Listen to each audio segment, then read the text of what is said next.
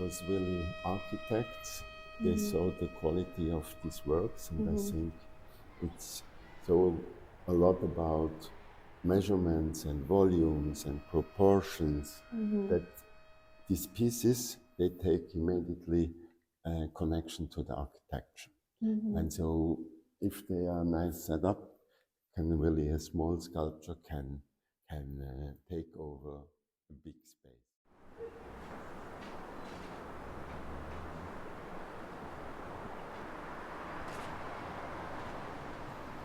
For Josephsohn, it's really the most important is really the daylight, but yeah. So it's normal you have over the day and night. But for him, it was always important to work outside. So for the big sculptures, he went in his courtyard and to work there. This was very important for him. Awesome, thank you. Let's walk inside and see some of the works inside.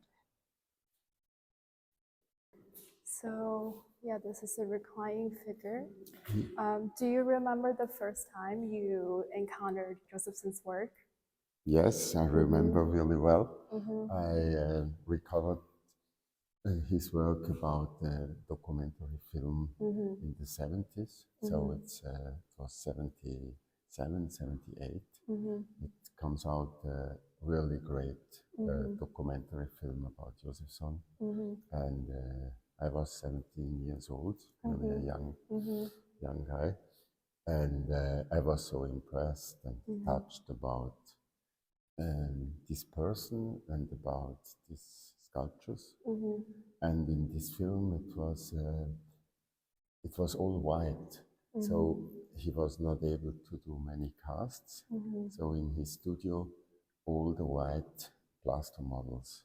So it was really all the sculptures in white. Yeah, I was always impressed and was thinking about, I want to do something with sculpture or to have this approach to the artist.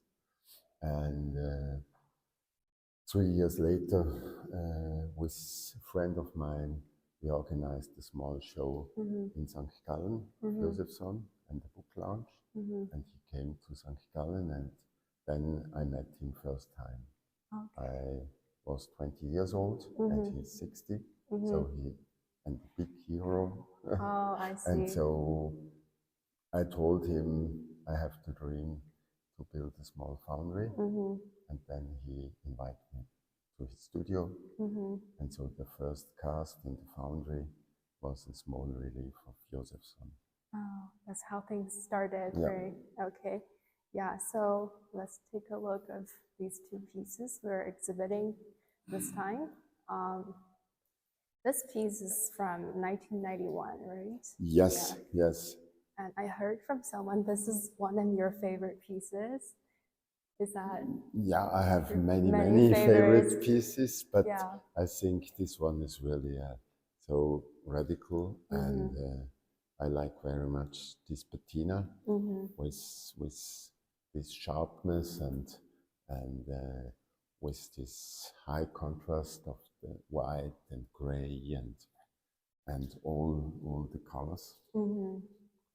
And then this piece is really unique, so that it's really so like a column, and but it's so strong, and I like this piece here.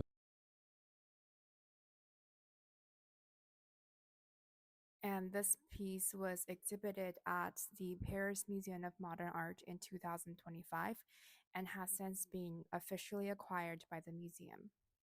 And this is Verena, right? His Josephson's second wife. Yeah. Yeah, we've been getting very positive feedbacks, especially this part from walking from the hallway all the way to the stair. Kind of transition to a piece of sculpture. Could you talk a bit about the curatorial insight or approach behind it? Because we did sign us like a mini model before this exhibition. Is there anything special you think he did for this exhibition? Yeah, what what is really great is this space, so with the different heights, and Josephsohn was always many good architects had really quickly an eye of his work, and because Josephsohn, he was working alone, and it was in Zurich, it was or in Switzerland. He was not really in the mainstream. He was always not in time, so it was really difficult for him to have shows, to have collectors. Sometimes he sold a piece, but it was really incredibly difficult to survive.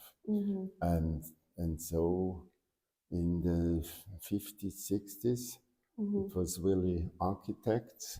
They saw the quality of these works, and I think it's so a lot about measurements and volumes and proportions that these pieces, they take immediately a connection to the architecture. And so if they are nice set up, can really a small sculpture can take over a big space. Yeah. Talking about the relationship between the space and the sculpture, this piece really exemplifies the dialogue between form and environment. If you look from front to back, you will notice a small detail here, a hair bun. That gives it a really personal human touch. And about, I think, here it's really these different views, and you walk around, and the figures, they are always solo figures, so they are not so in connection. So for him, it was always the single sculpture, and you know, this, I think it's really beautiful setup and a beautiful space you have here for this. So we learned from this catalog that Josephsohn started his Reclining Figure series from 1965, and this one is from 2005. And is there anything special you think for his reclining figures comparing to the other types of works you have done? It's here. It's the reference. It's always on one model, and in the 60s he started with this first one, and so I remember he told about it was really his model in the room on the floor, reading a book, and the situation to have the arm, the head, the shoulders, the legs. So this composition, and it's a bit like a landscape. Yes, And it has and so he made it again and again. He made small models, and it's from one. It's really this impression of this moment, I think, this first moment, and then he try again and again what means this to start with the arm, and in the 90s he started again. So it was really for, I think, for 15-20 years he stopped on this, and then he became a better relation to his to root again, and he was interested to do it, and so he started more radical. So these volumes, are incredible, and it's not so much going on, but yeah, I think it's really something that it's one reason that I think with the big half figures and the reclining figures in the late 80s, 90s, he becomes this audience and in the contemporary art that the people were looking on it and so impressed. So for Josephsohn, the patina was really important, and really early he asked me always.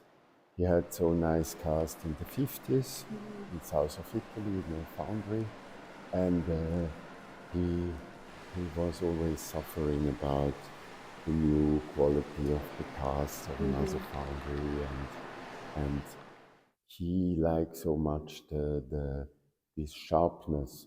So we start to do metal casts. It's a brass alloy, and we keep the raw cast as possible, as much as possible.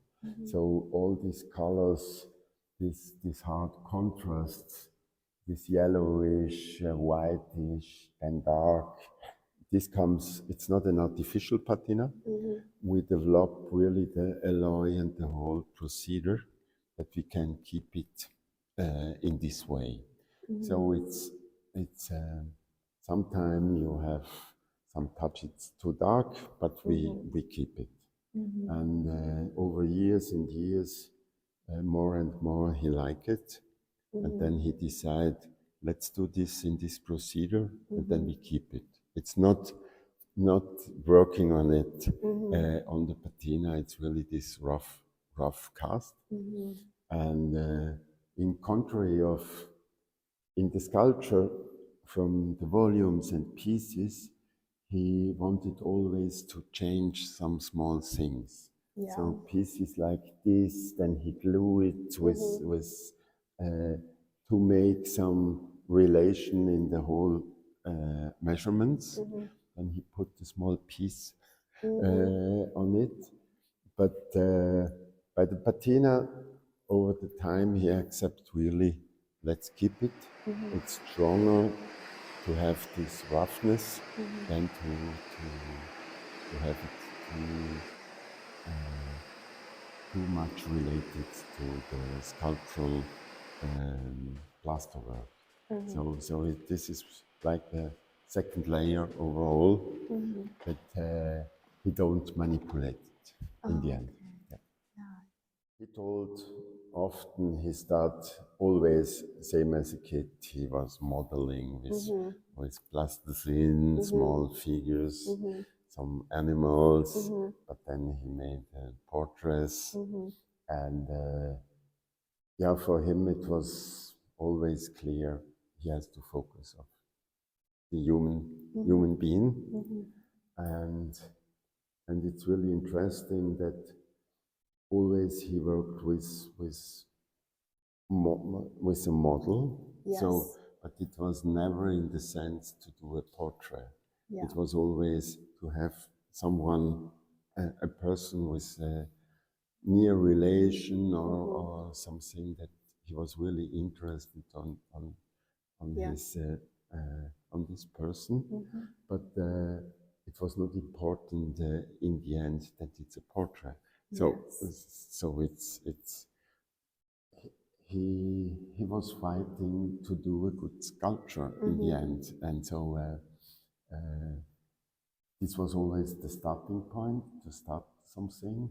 But then in the end, it's really to react on all this what is happened by modeling, and then to react and to find this incredible tension and that it create life. So his question was, it's really a cold material or wet plaster, something cheap, not really, and how you can do in this material, how you can create life. What is the, and for him it was not a naturalism. So for him it was really how I can bring measurements and volume in a tension that this gives life. Often he was working over weeks and months. Sometime 2 years later, 5 years later, he changed small things. It was a long process, but it was related to looking, really to have this feeling when it's finished, and then he announced, now it becomes not better, it becomes only different, and then he decided sometime to cast the pieces.